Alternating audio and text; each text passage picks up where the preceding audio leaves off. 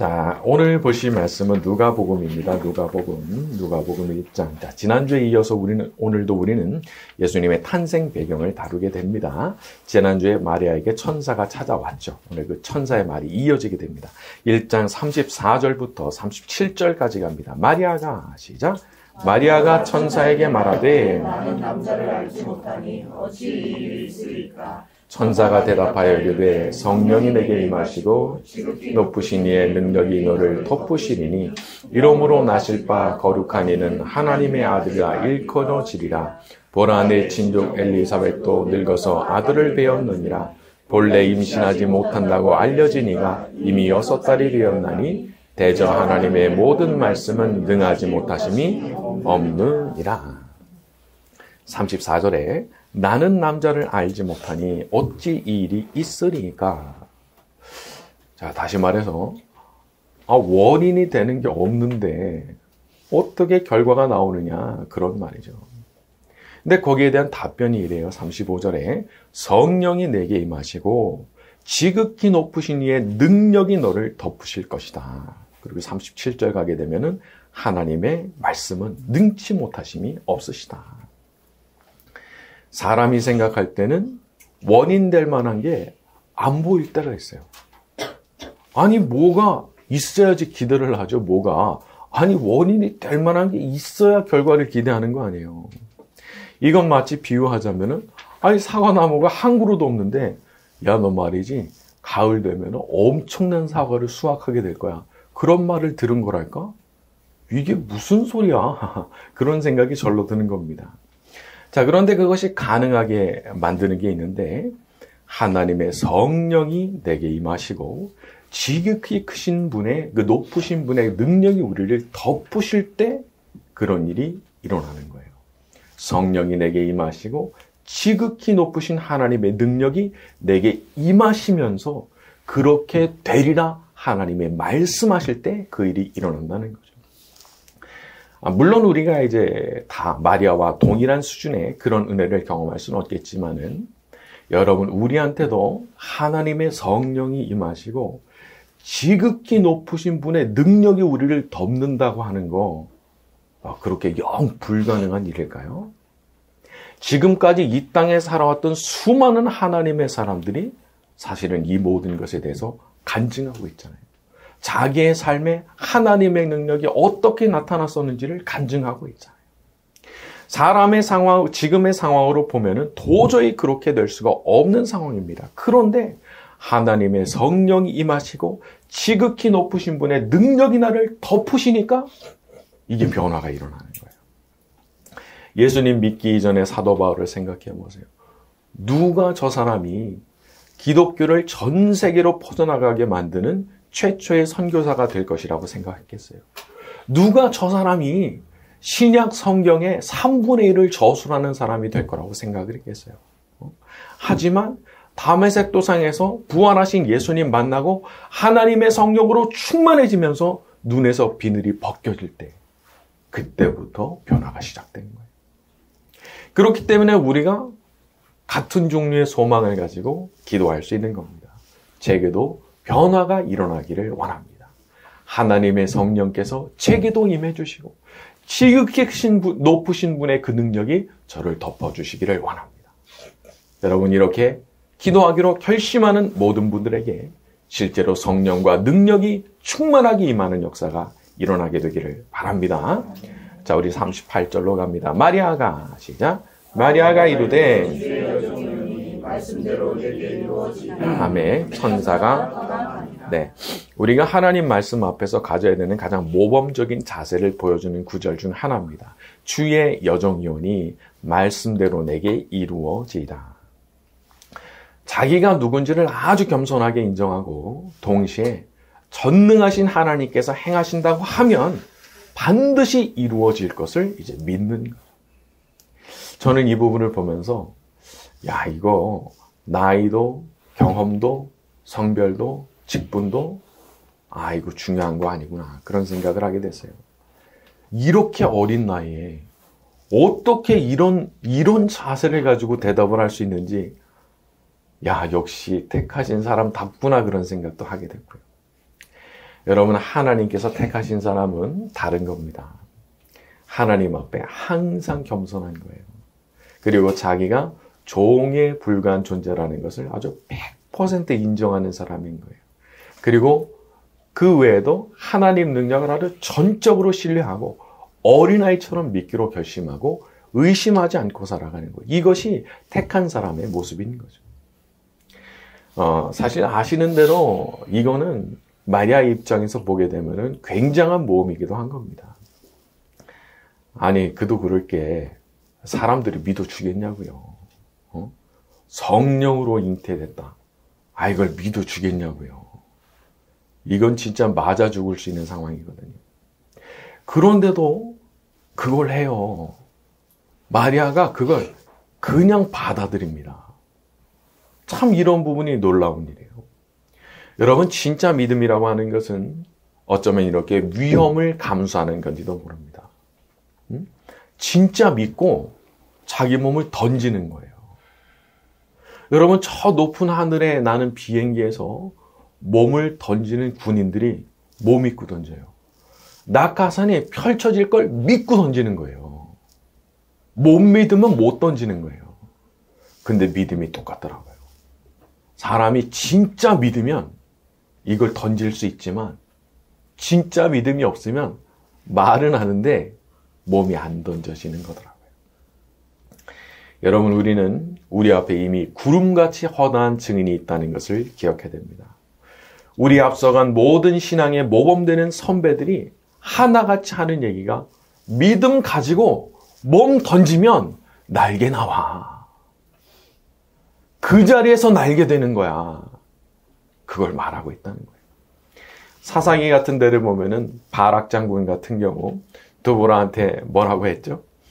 내가 싸우라 하니까 나가긴 나갈 건데 당신 나랑 같이 가면은 내가 가고요. 아니면 나 못 가고요. 딱 이랬죠. 또 뭐라고 말했죠? 그래? 그럼 내가 같이 갈게. 그런데 말이야, 네가 이번 전쟁에서는 영광을 얻지 못할 거야. 왜? 안 믿거든요. 조건 달거든요. 의심하거든요. 자기 나름대로는 안전장치 쫙 채운 거라고 하겠죠. 선지자 당신이 같이 가면은 내가 같이 가고요. 아니면 말고요. 뭐 나름대로는 똑똑하다고 생각했을지 모르지만 안타깝게도 그걸로 자기 상을 다 날려버린 거예요. 믿음으로 자기 몸을 던지는 아주 과감한 그런 모험을 실행하지 않으면 사실은 상이 없는 겁니다. 우리는 마냥 안전한 것을 찾아야만 하는 사람들이 아닙니다. 우리는 하나님의 부르심 따라서 믿음으로 자기 몸을 던지는 모험을 기꺼이 실행하는 사람들이에요. 우리 믿음의 조상이 누구예요? 아브라함이잖아요. 이 어떻게 했어요?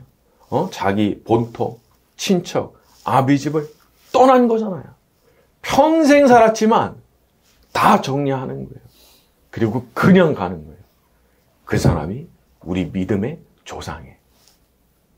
그렇기 때문에 우리는 믿음의 모험을 기꺼이 실행하기로 마음먹고 살아가는 사람들인 거죠. 자, 그렇게 부르심을 따라 믿음으로 자기 몸을 던질 때 우리 몸을 받아주시고 우리를 날게 하시는 주의 역사가 나타나게 될 줄로 믿습니다. 자, 우리 39절에서 42절입니다. 이때에 시작. 이때 마리아가 일어나 사가랴의 집에 돌아가 엘리사벳에게 문안하니 엘리사벳이 마리아가 문안함을 들으매 인원은지라 엘리사벳이 성령의 충만함을 받아 불러 이르되 여자 중에 내가 복이 있으며 복이 있도다. 자, 이 세상에는 사람의 자의식이나 의지를 뛰어넘는 하나님의 강한 역사가 있습니다. 마리아가 문안을 왔을 때 갑자기 엘리사벳의 태중에 있던 그 애가 막 뛰놀았다는 거잖아요. 태중에 있는 애가 뭘 알겠어요. 근데 자기도 모르게 태중에서 그렇게 뛰어놀게 된 거예요. 기쁨으로. 그뿐입니까? 여기 엘리사벳도 순간 성령의 충만함을 받아서 큰 소리로 불렀다는 거예요. 여자 중에 내가 복이 있다. 내 태중의 아이도 복이 있다. 여기 큰 소리로 불렀다라고 하는 부분을 ESV 같은 번역은 라우드 크라이로 번역을 했어요. 라우드 크라이. 크게 우는 것 같이 그렇게 소리를 질렀다는 거예요. 여러분 한번 장면을 떠올려 보세요. 나하고 지금 이렇게 둘이 만났는데 요 앞에서 함성을 지르는 것처럼 나한테 확 소리를 질렀다고 생각해 보세요. 얼마나 놀라겠어요. 이건 일반적인 게 아니잖아요. 근데 이게 드물긴 하지만 때로는 일어나는 일이라는 거예요.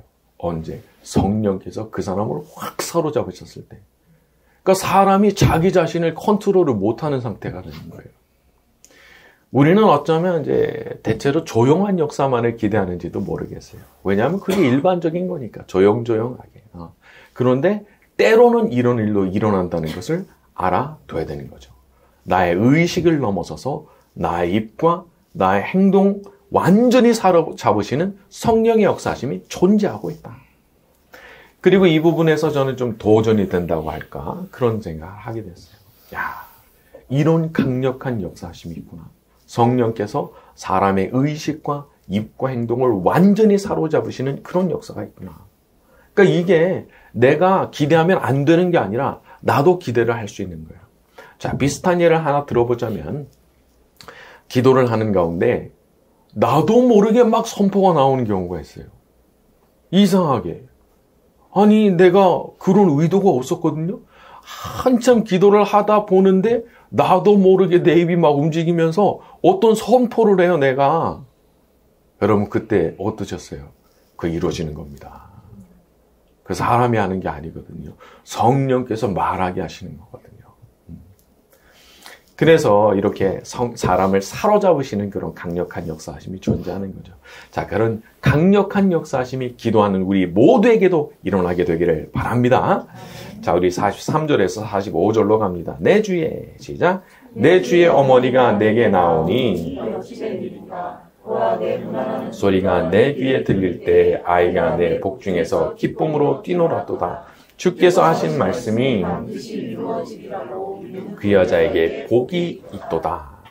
여러분 누구한테 복이 있습니까? 45절에 주께서 하신 말씀이 반드시 이루어지리라고 믿은 그 여자에게 복이 있다.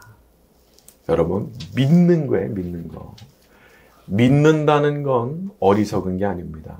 자기의 이성과 감정과 의지를 다 동원해서 믿는 건 광신이 아니에요.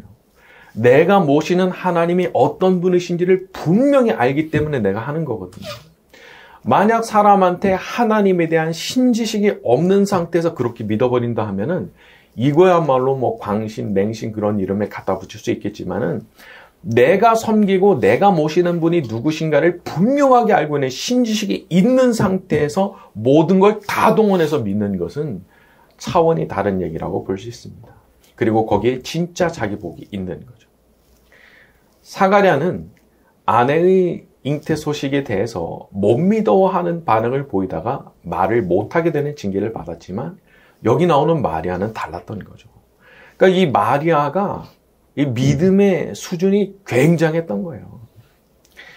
물론 사가랴도 좋은 분이었어요. 하나님 앞에 의인이라는 그런 평가를 받을 정도니까 아니 얼마나 좋은 분이었겠어요. 그런데 거기 멈추면 안 되는 거예요. 좋은 사람, 물론 좋지. 그런데 거기에 대해서 좋은 믿음까지 가져가야 되는 거예요. 좋은 마음까지. 좋은 사람에 머물르면 안 되는 거예요. 좋은 믿음 가진 사람까지 가야 되는 거예요. 우리 모두가 다 좋은 사람일 뿐더러 좋은 믿음 가진 사람들이 되기를 바랍니다. 자, 우리 46절에서 55절로 갑니다. 마리아가 시작. 마리아가 이르되 내 영혼이 주를 찬양하며 내 마음이 내 하나님 주를 기뻐하였음은 그의 여종의 비천함을 돌보셨습니다. 보라 이제 부로는 만세 나를 복이 있다 일컬으리로다. 능하신 이가 큰 일을 내게 행하셨으니 그 이름이 거룩하시며 거룩하심이 두려워하는 자에게 대대로 이르는도다. 그의 팔로 힘을 보이사 마음이 생각이 교만한 자들을 흩으셨고 비천한 자를 높이셨고 줄이는 자를 좋은 곳으로 배불리셨으며 부자는 빈손으로 보내셨도다. 그 종 이스라엘을 도우사 긍휼히 여기시고 기억하시되 우리 조상에게 말씀하신 것과 같이 아브라함과 그 조상에게 영원히 하시리로다 하니라. 자, 이 부분은 소위 마리아 찬가라고 부르는 부분입니다. 근데 그 내용을 보게 되면은 이게 10대의 시골 소녀가 할 수 있는 그런 말이 아니에요. 하나님 내 구주 능하시니 권세 있는 자 딱 언급하면서 하나님이 누구신가 어떤 분이신가를 딱 말하는데 이 표현력에 입이 그냥 떡 벌어지는 거예요. 하나님의 성령께서 임하시면 그 사람에게 없던 능력이 생겨납니다. 사도행전의 방언도 마찬가지죠. 자기가 모르는 언어예요. 배운 적이 없는 언어예요. 근데 입에서 막 나와. 베드로는 또 어떻죠? 이 어부가 공의 원들을 아무 말 못할 정도로 그냥 입이 떡 막히도록 말문이 막히도록 그냥 말을 기가 막히게 하는 거예요. 그러니까 여기 그렇게 뭐라고 써있죠? 학문이 없는 범인으로 알았는데 이상하게 여겼다 한 거예요. 놀라운 능력이 그냥 그 사람한테 임해버린 거죠. 그러니까 우리가 이런 걸 보면은 이런 걸 우리가 하나님 앞에 간구할 수 있다는 것 자체가 얼마나 큰 축복인지 몰라요. 나한테 지금 없죠. 그러나 주시면 내가 받거든요. 주시면 받거든요. 그러니까 그런 걸로 우리가 기도할 수 있다는 것이 정말 큰 복이라고 볼 수 있죠. 자, 그래서 우리가 이렇게 기도할 수 있는 거예요. 그동안에 저한테는 볼 수 없었던 능력이라고 할지라도 하나님께서 제게 능력 부어주시면 되지 않겠습니까? 제게도 그것을 주시옵소서. 자, 우리가 그렇게 기도할 때 우리가 이전에 경험해보지 못했던 능력이 우리 모두에게도 임하게 되기를 바랍니다. 자, 우리 56절에서 64절까지 갑니다. 마리아가 시작. 마리아가 석 달쯤 함께 있다가 집으로 돌아가니라. 엘리사벳이 해산할 기한이 차서 아들을 낳으니 이웃과 친족이 주께서 그를 크게 긍휼히 말씀을 듣고 함께 즐거워하더라. 8일이 뱀에 아이를 할례하러 와서 그 아버지의 이름을 따라 사가랴라 하고자 하더니 그 어머니가 대답하여 이르되 아니라 요한이라 할 것이라 하매 그들이 이르되 내 친족 중에 이 이름으로 이름하니가 없다 하고 그의 아버지께 몸짓하여 무엇으로 이름을 지으려 하는가 물으니 그가 석판을 달라 하여 그 이름을 요한이라 쓰매 다 놀랍게 여기더라. 이에 그 입이 열리고 혀가 풀리며 말을 하여 하나님 찬송하니. 자, 드디어 세례 요한이 태어납니다. 그리고 난 지 8일 만에 할례를 행하고 그 자리에서 사가랴 입이 풀리죠. 근데 가만 보면요, 그 입이 풀린 시점이 이게 의미심장한 거예요. 언제 풀렸냐? 다른 사람들이 아니 왜 이름을 요한이라는 이름을 쓰냐라고 반문하는데도 자기가 들었던 하나님 말씀 따라서 순종의 마음으로 요한이라고 하라고 그렇게 했을 때 그때 입이 풀린 거예요.